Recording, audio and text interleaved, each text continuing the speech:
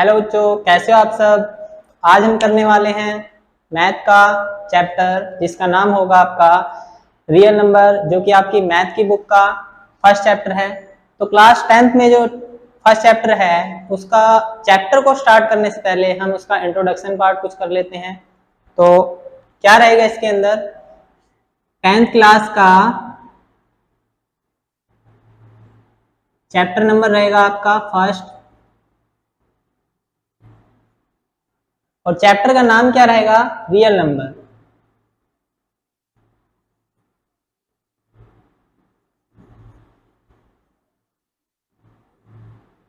Chapter का नाम आपका रहेगा real numbers. Real number basically होते क्या हैं, दोज नंबर्स। क्या करेंगे, क्या बोलेंगे, those numbers which we can represent, लिखेंगे those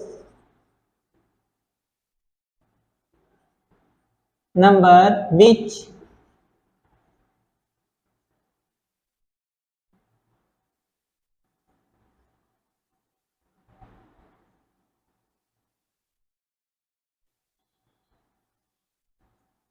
those number which we can represent on number line. किस पे, एक नंबर लाइन पे।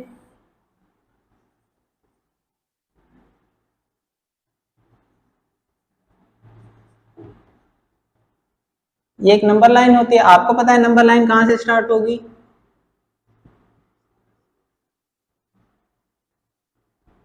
देखो, एक नंबर लाइन पे क्या होती है, जितनी भी हमारी वैल्यूज होती हैं, चाहे वो 0 हो, चाहे वो -1 हो, -2 हो, -3 हो, चाहे वो पॉजिटिव वैल्यूज हो 1 2 3 up to infinity, negative up to infinity.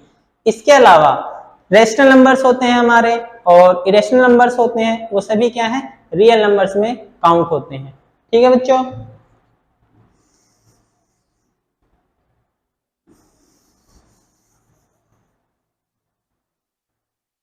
इसके बाद हमारा सेकंड पॉइंट, जिसको कि हम बोलेंगे natural numbers.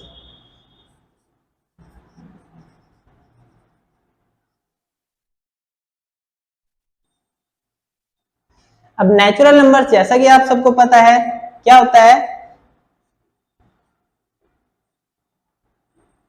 This is a group of numbers. ये क्या होता है, जितने भी हमारे नंबर्स होते हैं उनका ये क्या होता है, ग्रुप होता है। और कौन से नंबर्स, पॉजिटिव। पॉजिटिव को हम ऐसे भी लिख सकते हैं, ऐसे भी लिखते हैं। ठीक है, जैसे आपका मन करे आप वैसे लिख सकते हैं। और किससे डिनोट करते हैं हम इसको, it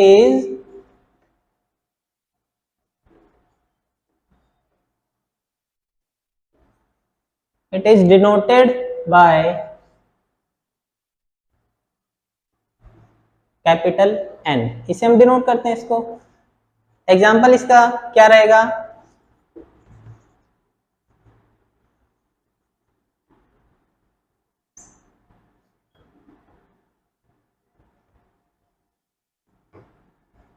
one 2 3 4 and up to infinity. ठीक है, इनको हम नेचुरल नंबर्स बोलते हैं। इसके बाद क्या करेंगे,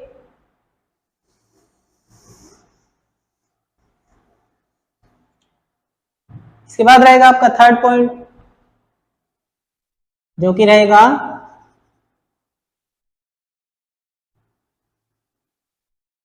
होल नंबर्स का। अब ये होल नंबर्स क्या होते हैं,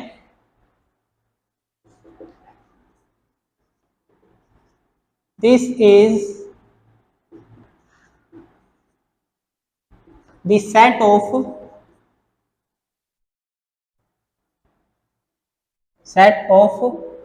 all, this is the set of all natural number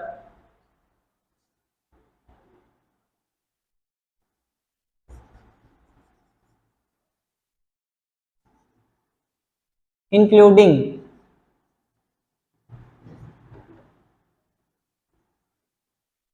0। जिसके अंदर जीरो भी काउंट होती है उसको हम क्या बोल देते हैं, होल नंबर्स बोल देते हैं। इसको कैसे डिनोट किया जाता है,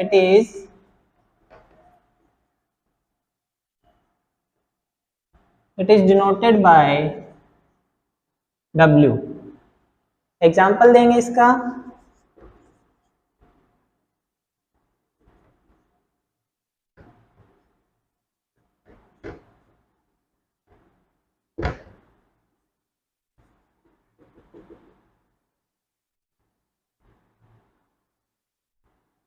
ये आपका आएगा होल नंबर्स में। इसके बाद बच्चों क्या करेंगे,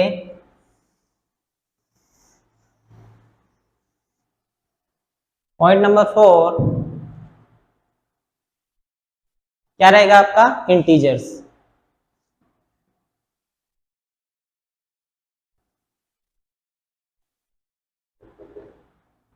इंटीजर्स में क्या होगा बच्चों,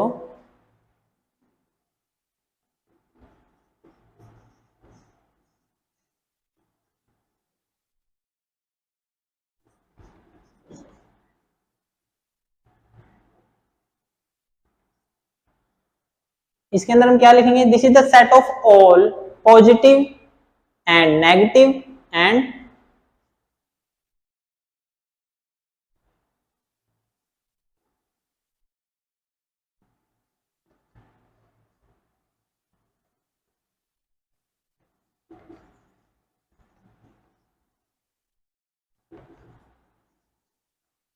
पॉजिटिव नेगेटिव होल नंबर और इसके जो अपोजिट्स रहेंगे, ठीक है उसको, और इसको हम डिनोट किससे करेंगे, इंटीजर्स को, इसको हम डिनोट करते हैं, it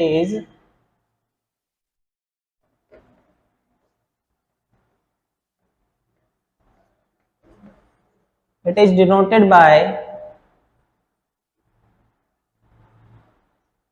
it is denoted bye Z। Example क्या लेंगे इसका,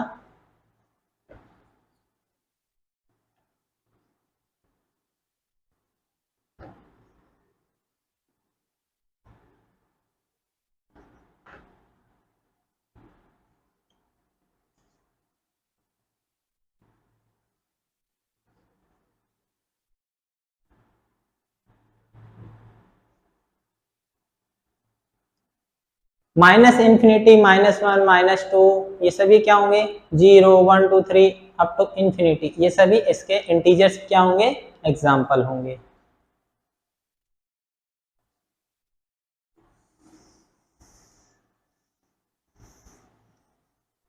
तो पांचवा पॉइंट क्या रहेगा बच्चों आपका, fifth point rational number.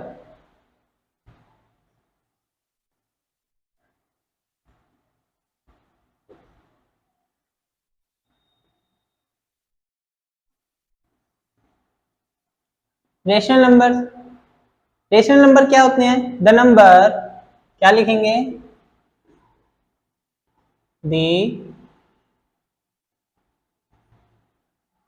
the number which are in the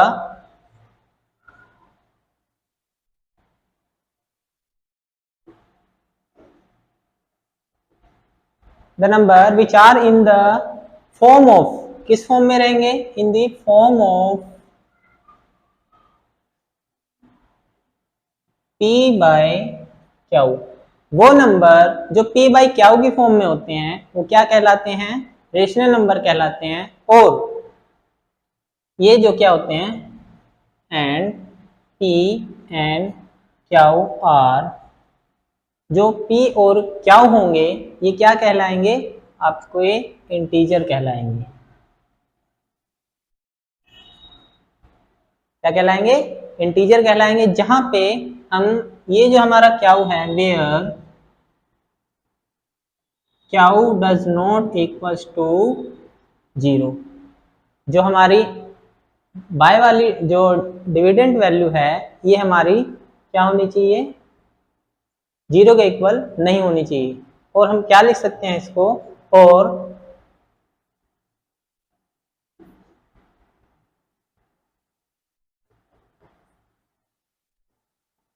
हम इसको लिखेंगे, देयर आर, मतलब इस तरीके के जो रेशनल नंबर्स होते हैं इसको हम बोलते हैं टर्मिनेटिंग नंबर्स, क्या बोलेंगे, these are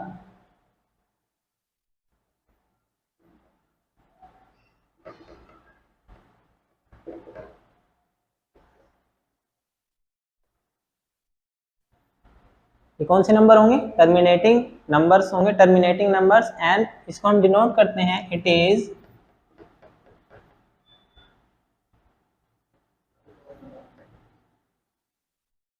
इसको हम डिनोट करेंगे क्यू से।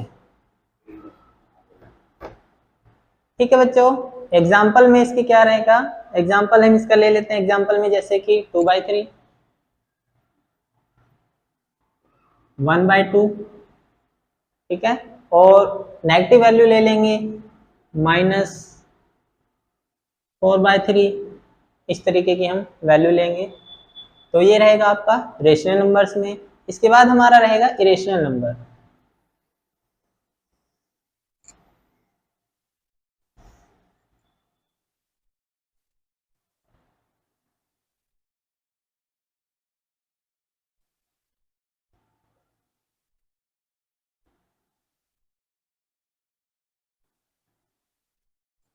क्या रहेगा इरेशनल नंबर्स, ये क्या होता है,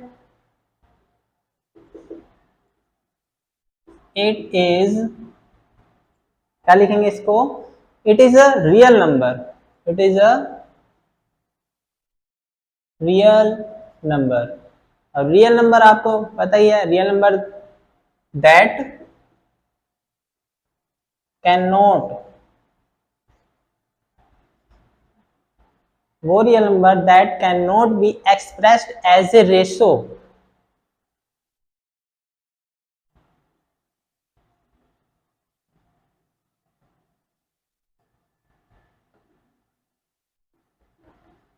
expressed as a ratio of two integers।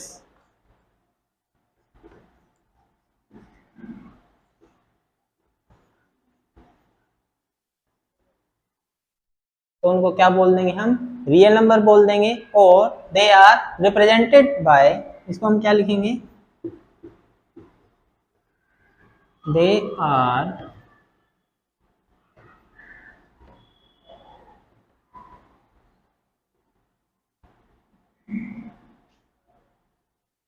Are represented by p।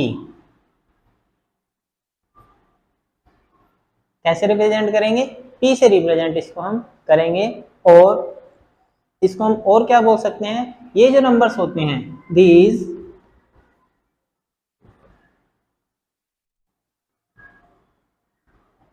these numbers are non terminating।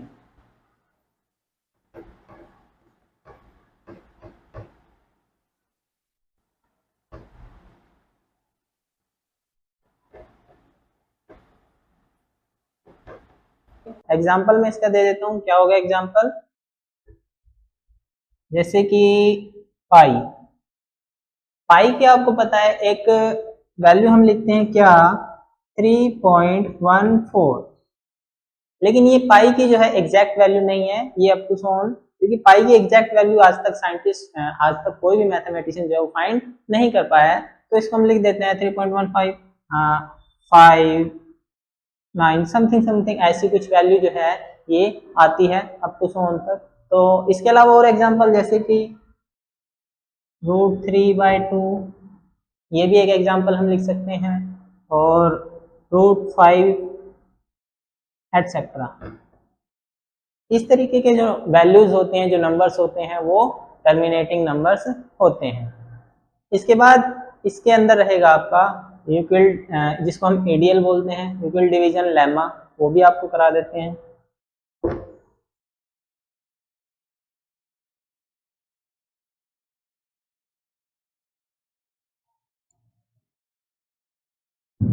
बच्चों अब हम करेंगे यूक्लिड डिवीजन लेमा।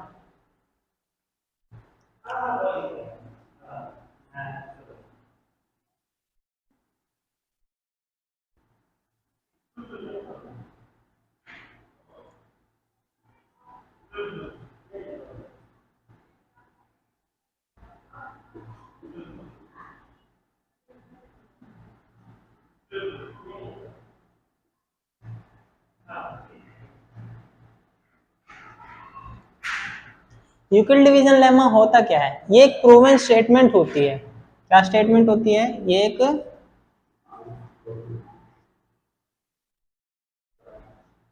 लेमा जो होता है क्या होता है आपका? प्रूवन स्टेटमेंट होती है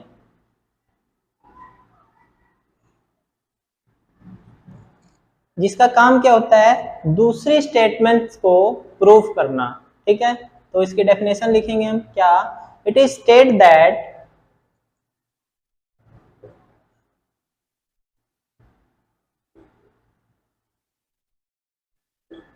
क्या लिखेंगे? It is state that for a given positive integer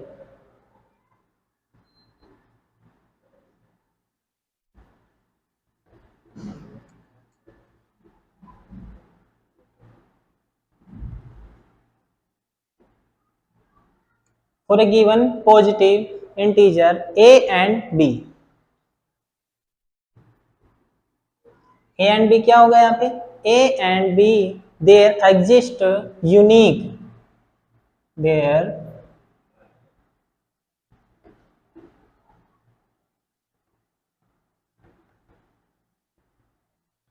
exist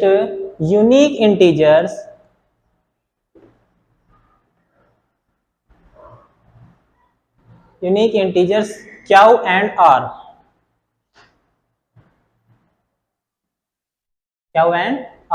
which satisfies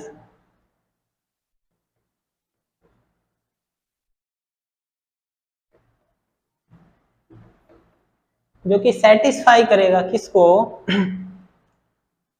a equals to b q plus r। ठीक है, अब ये a इक्वल्स टू में b क्यू प्लस r ये क्या होता है? इसको भी हम दिखा देते हैं।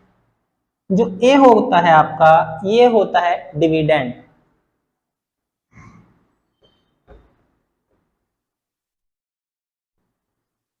क्या होता है? डिविडेंड। और जो आपका b होता है ये होता है डिवाइजर।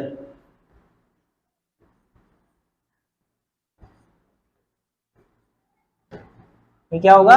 डिवाइजर या फिर डिवीजर भी बोलते हैं इसको। और ये जो क्यू होगा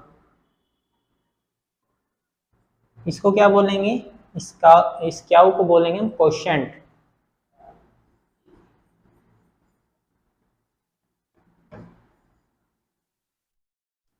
और ये जो r होगा आपका इसको हम बोल देंगे क्या? रिमाइंडर।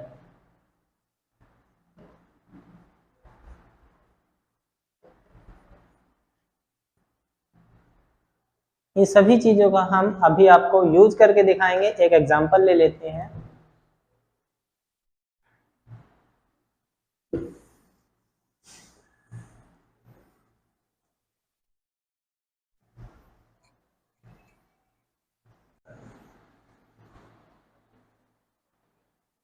तो चलिए लेते हैं एक एग्जांपल। फॉर एग्जांपल मैं ले लेता हूं कोई नंबर, कोई भी नंबर ले लेते हैं, जैसे कि मैं लेता हूं 7 लिया। अब इसको मुझे डिवाइड करना है। किससे डिवाइड करना है? 3 से। तो मैं क्या करूंगा?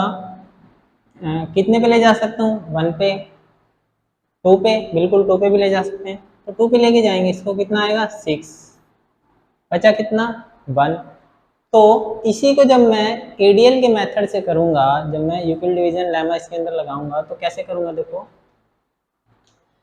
मैं ले लेता हूं a equals to b q plus r। ये क्या होती है हमारी?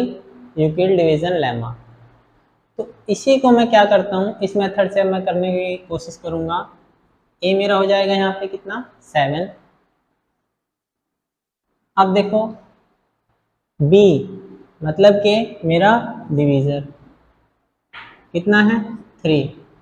इनटू में किससे किया था मैंने? इससे किया था। तो 2 प्लस रिमाइंडर मेरा कितना बचा था? 1। तो 1। अब देखो इस 7 को मैंने क्या किया है? 3 2 जा 6 प्लस में 1 दोनों ही इक्वल है। मतलब कि ये जो a है ये इस साइड किसके इक्वल होना चाहिए? b इंटू क्यू प्लस में r के इक्वल। अब देखो ये हमारा क्या है, ये हमारा हो जाएगा डिविडेंड, मतलब कि जिसको हमें डिवाइड करना है। ये क्या हो जाएगा हमारा, ये हमारा हो जाएगा डिवीजर, जो डिवाइड करेगा। और ये क्या हो जाएगा हमारा कोशेंट, ये क्या हो जाएगा कोशेंट। ये हमारा हो जाएगा आर रिमाइंडर।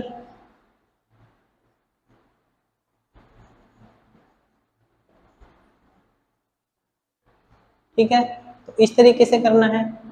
अब हमें इसके बाद क्या करना है, इन सब चीज़ों को करने का मतलब क्या है, हम करते हैं एचसीएफ फाइंड, मतलब किसी भी संख्या का हमें एचसीएफ अगर ऑब्टेन करना है तो उसके लिए क्या ये चीज़ें हम करते हैं। अब इसमें कुछ चीज़ें और करनी है, जैसे कि एचसीएफ फाइंड करने के लिए हम क्या करना पड़ेगा, तो लिखेंगे टू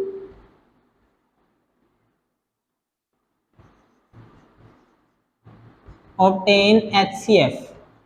एचसीएफ को ऑब्टेन करने के लिए हमें कोई भी दो पॉजिटिव इंटीजर चाहिए होंगे।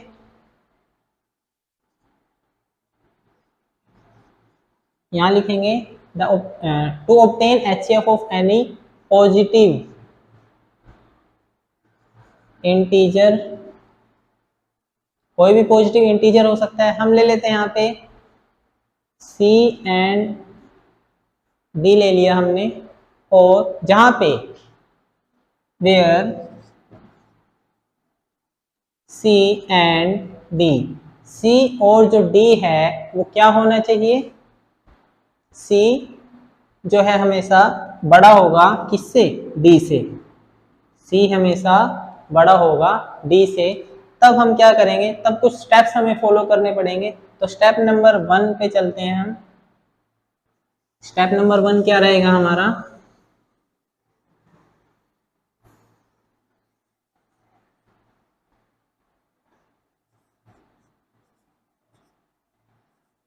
स्टेप नंबर 1 क्या रहेगा, स्टेप नंबर, जब भी हमें एचसीएफ फाइंड करना है तो हमें क्या करना पड़ेगा, एडीएल लगाना पड़ेगा। तो क्या लिखेंगे, अप्लाई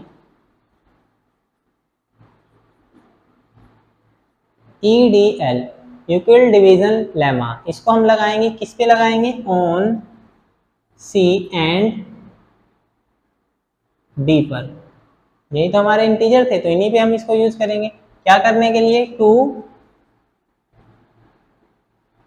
फाइंड, क्या फाइंड करना है हमें, क्या इसके अंदर हम फाइंड करेंगे क्यू एंड आर। क्वेश्चन और रिमाइंडर फाइंड करने के लिए हमें इस पे क्या करना पड़ेगा, ईडीएल लगाना पड़ेगा। अब यहाँ पे होगा क्या, जो सी होगा हमारा इंटीजर है ना सी, तो सी क्या होगा हमारा, डी क्यू प्लस आर, इस तरीके से हम लिखेंगे। और ये जो हमारा आर होगा ये 0 होगा या फिर 0 के इक्वल होगा, और छोटा होगा किससे, डी से। ये कंडीशन फुलफिल होनी करनी पड़ेगी। इसके बाद स्टेप 2, स्टेप 2 में हमें क्या करना पड़ेगा, अगर इफ आर इक्वल्स टू 0, अगर आर हमारा 0 आ गया है तो क्या होगा, देन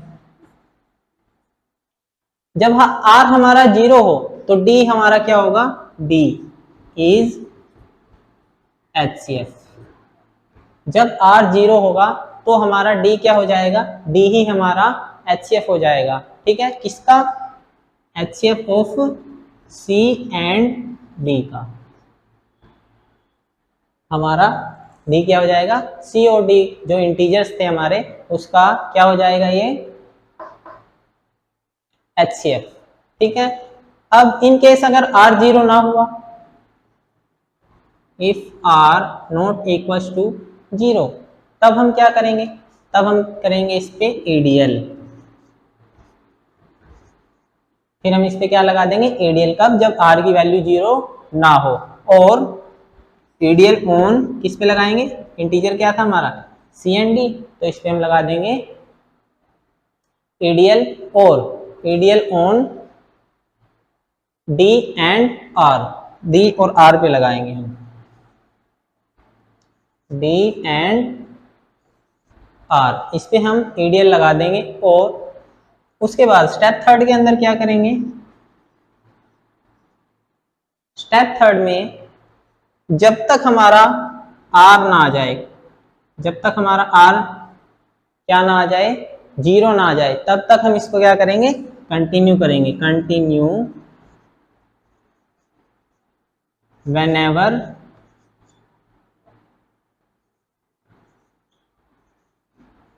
r equals to 0।